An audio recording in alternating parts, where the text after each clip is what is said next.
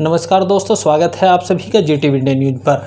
अपने क्षेत्र की ताज़ा खबरों के लिए अगर आप हमारे चैनल को यूट्यूब पर देख रहे हैं तो कृपया चैनल को सब्सक्राइब करें और बेल आइकन को प्रेस करें, जिससे आपको हमारी वीडियो के नोटिफिकेशन मिलते रहें। वहीं अगर आप हमारी वीडियो को फेसबुक पर देख रहे हैं तो हमारे फेसबुक पेज को भी लाइक करें। दोस्तों, आज 10 दिसंबर 2020 पश्चिम उत्तर प्रदेश की राजनीति के लिए 10 दिसंबर एक काले दिन के रूप में याद किया जाएगा, क्योंकि पश्चिम उत्तर प्रदेश की राजनीति के एक बड़े चेहरे, कैराना के पूर्व सांसद, मुजफ्फरनगर लोकसभा सीट का भी प्रतिनिधित्व जिन्होंने किया है, कैराना विधानसभा सीट से भी विधायक रहे और उत्तर प्रदेश विधान परिषद के भी सदस्य रहे और राज्यसभा में भी वह क्षेत्र का प्रतिनिधित्व कर चुके हैं, मरहूम मुनव्वर हसन साहब। मरहूम मुनव्वर हसन साहब का जन्म 15 मई 1964 को कैराना के मोहल्ला अल दरमियान में हुआ। उन्हें राजनीति विरासत में मिली थी क्योंकि उनके पिता कैराना नगर पालिका के चेयरमैन भी रहे और 1984 में कांग्रेस के टिकट पर वह लोकसभा में भी कैराना का प्रतिनिधित्व कर चुके हैं। आपको बता दें कि मरहूम मुनव्वर हसन साहब का शुरू से ही राजनीति के प्रति आकर्षण था और वह अपने पिता से राजनीति सीख रहे थे। इसी दौरान उन्होंने अपने 1984 के बाद उनके पिता ने कोई चुनाव नहीं लड़ा और मुनव्वर हसन ने अपने पिता की विरासत को आगे बढ़ाया। 1991 में उन्होंने पहला चुनाव कैराना विधानसभा सीट से लड़ा और उस टाइम कैराना की राजनीति में हुकम सिंह का बड़ा अच्छा रसूख था। लेकिन मरहूम मुनव्वर हसन साहब ने 1991 में जब सियासत में पहला चुनाव कैराना विधानसभा से लड़ा तो हुकम सिंह को हराकर उन्होंने सभी राजनीतिक लोगों को चौंका दिया और वह एक युवा नेता के रूप में उभरे। 1993 में फिर कैराना विधानसभा चुनाव हुए, उनके सामने फिर हुकम सिंह चुनाव लड़े और इस बार उन्होंने और भी अधिक अंतर से हुकम सिंह को हराया। इसी दौरान देश के बड़े नेताओं में शुमार मुलायम सिंह यादव ने उनके सियासी हुनर को परखा और उन्हें कैराना लोकसभा सीट से 1996 में टिकट दे दिया। मरहूम मुनव्वर हसन ने मुलायम सिंह यादव को यहाँ भी उदास नहीं किया और 1996 में कैराना लोकसभा सीट से जीतकर लोकसभा में प्रवेश किया। मरहूम मुनव्वर हसन 1998 में मुलायम सिंह यादव द्वारा उन्हें राज्यसभा में भेज दिया गया। राज्यसभा सांसद रहते हुए ही 2003 में उन्हें सहारनपुर और मेरठ मंडल की विधान परिषद सीट से चुनाव लड़ाया गया और वह चुनाव जीतने में कामयाब हुए। इसके बाद 2003 में जब वो एमएलसी चुने गए, एमएलसी रहते हुए 2004 में मुलायम सिंह यादव ने मुजफ्फरनगर लोकसभा सीट से चुनावी मैदान में उतार दिया। समाजवादी पार्टी और राष्ट्रीय लोकदल का गठबंधन था और मुनव्वर हसन यहां से भारी बहुमत से जीते, जबकि वो पहले से ही विधान परिषद के सदस्य भी थे। यहां मरहूम मुनव्वर हसन ने अपना चारों सदनों का सदस्यता हासिल कर ली थी और इसी दौरान उनका नाम Guinness book of world record में दर्ज हो गया, क्योंकि उन्होंने सबसे कम उम्र में देश के चारों सदनों की सदस्यता हासिल कर ली थी। मुजफ्फरनगर लोकसभा सीट से सांसद रहते हुए ही 10 दिसंबर 2008 की रात में उनका हरियाणा के पलवल में एक सड़क दुर्घटना में उनका इंतकाल हो गया और वह कैराना की सियासत को अनाथ करके हमारे बीच से चले गए। आज 12 साल उनके इंतकाल को हो गए हैं, लेकिन आज भी मुनव्वर हसन वो चेहरा है कि हर किसी को मुनव्वर हसन याद हैं और हर कोई मुनव्वर हसन को याद करके उनके सियासी कैरियर को पर एक नज़र डालता है और उनके द्वारा जनसेवा में किए गए कार्य से प्रेरित होता है। 2008 में इंतकाल के बाद बसपा सुप्रीमो मायावती ने 2009 के लोकसभा चुनाव में उनकी पत्नी तबस्सुम हसन को चुनावी मैदान में उतार दिया।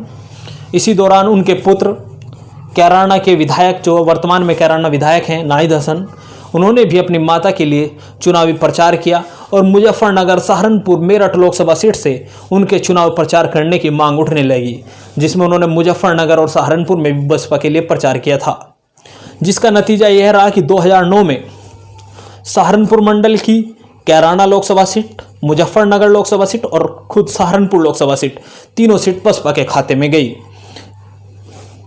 क्योंकि उस टाइम बहुजन समाज पार्टी की सरकार प्रदेश में चल रही थी और तबस्सुम हसन और नाहिद हसन के प्रति लोगों का बेहद लगाव था, क्योंकि मुनव्वर हसन पश्चिम उत्तर प्रदेश की राजनीति में बड़ा नाम था, जैसा कि हमने आपको पहले भी बताया है। 2009 में तबस्सुम हसन सांसद चुनी गई। उसके बाद 2012 में विधानसभा चुनाव हुए।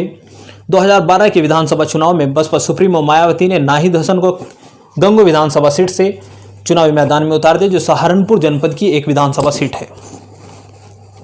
लेकिन ऐन समय पर बसपा से नाहिद हसन का टिकट कट गया। नाहिद हसन का पहला चुनाव था और नाहिद हसन ने यहाँ निर्दलीय ही चुनावी मैदान में ताल ठोक दी। गंगोह सहारनपुर की राजनीतिक राजधानी के रूप में जानी जाती है, क्योंकि सहारनपुर के 2 राजनीतिक घराने इसी क्षेत्र से ताल्लुक़ रखते हैं। वहाँ पर नाहिद हसन यानी पश्चिम उत्तर प्रदेश के एक बड़े राजनीतिक घराने का एक व्यक्ति भी चुनावी मैदान में आ गया, तो यहाँ मुकाबला और भी दिलचस्प हो गया। यहाँ नाहिद हसन ने 2012 में निर्दलीय चुनाव लड़के 33,000 के आसपास वोट हासिल किए, जो उनके लिए एक बहुत बड़ा उन्हें इसका लाभ मिला। और मुलायम सिंह यादव ने, जब प्रदेश में समाजवादी पार्टी की सरकार बन गई थी, मुलायम सिंह यादव समाजवादी पार्टी के उस वक्त राष्ट्रीय अध्यक्ष थे, अखिलेश यादव उत्तर प्रदेश के मुख्यमंत्री थे। हालांकि समाजवादी पार्टी ने उस वक्त, क्योंकि नया सत्ता समाजवादी की आई थी, तो समाजवादी पार्टी ने सभी नेताओं की एंट्री बंद कर दी थी, लेकिन नो एंट्री में भी नाहिद हसन की सपा में एंट्री हुई और पहले ही उसमें उनको कैराना लोकसभा सीट से प्रत्याशी बना दिया गया। 2014 में कैराना लोकसभा सीट से नाहिद हसन समाजवादी पार्टी के टिकट पर चुनाव लड़े और मोदी लहर में 3,30,000 वोट हासिल किए, जो पश्चिम उत्तर प्रदेश में बहुत बड़ी बात है समाजवादी पार्टी के टिकट पर हासिल करना। यह सब मरहूम मुनव्वर हसन द्वारा किए गए संघर्षों का ही नतीजा था। लेकिन धीरे धीरे लोग अब नाहिद हसन की ओर देखने लगे थे। नाहिद हसन 2014 में जब लोकसभा चुनाव हारे, तो जो यह सीट थी, यहाँ पर भारतीय जनता पार्टी के हुकम सिंह चुनावी मैदान में जीतने में कामयाब हुए। और उस वक्त हुकम सिंह कैराना विधानसभा सीट से भी विधायक थे, इसलिए वहाँ पर उपचुनाव होना था। समाजवादी पार्टी ने फिर नाहिद हसन को चुनावी मैदान में उतार दिया। भारतीय जनता पार्टी ने हुकम सिंह के भतीजे अनिल सिंह को मैदान में उतार दिया, अनिल चौहान को। और यहाँ पर हुकम सिंह ने अनिल चौहान के लिए प्रचार किया और नाहिद हसन अपने लिए प्रचार करते रहे। यह चुनाव नाहिद हसन मामूली अंतर से जीतने में कामयाब रहे और पहली बार विधायक बने। इसके बाद लगातार यह मांग चलती रही कि नाहिद हसन को मंत्री बनाया जाए। हालांकि उस सरकार में नाहिद हसन को मंत्री नहीं बनाया गया। इसके बाद भी उन्होंने लगभग 450 करोड़ के विकास कार्य अपने विधानसभा क्षेत्र में कराए। वहीं 2018 में जो कैराना सांसद चुने गए थे हुकम सिंह, उनका देहांत हो गया। उनके देहांत के बाद फिर कैराना लोकसभा सीट पर उपचुनाव होने थे। भारतीय जनता पार्टी की देश भर में भारी लहर थी, लेकिन इसी बीच कैराना में उपचुनाव हुए। भारतीय जनता पार्टी ने हुकम सिंह की बेटी मृगांका सिंह को चुनावी मैदान में उतार दिया। मृगांका सिंह को सहानुभूति की लहर का फायदा भारतीय जनता पार्टी उठाना चाहती थी।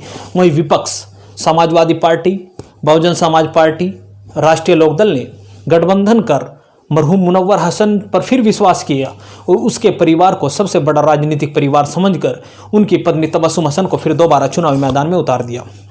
यहाँ भी हसन परिवार ने राजनीतिक जो बड़े राजनीतिक थे उन्हें निराश नहीं किया और यहाँ से फिर तबस्सुम हसन भारतीय जनता पार्टी की लहर में लगभग 70,000 वोट से जीतने में कामयाब रही और दूसरी बार लोकसभा में पहुंची।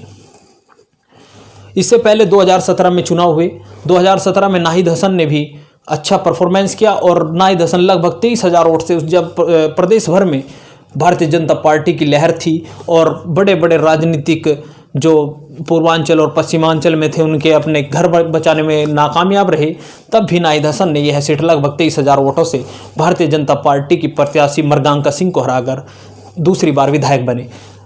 मरहूम मुनव्वर हसन के इंतकाल के बाद 2 बार नाहिद हसन विधायक बन चुके हैं और 2 बार तबस्सुम हसन भी सांसद रह चुकी है। तो यह था मरहूम मुनव्वर हसन के परिवार का राजनीतिक इतिहास जो हमने आपको बताया। आगे भी हम इस तरह की चर्चा आपके साथ करते रहेंगे। अगर आपको हमारी यह वीडियो पसंद आई तो कृपया इसको शेयर करें और लाइक करें और हमारे चैनल को सब्सक्राइब करना ना भूलें। बहुत बहुत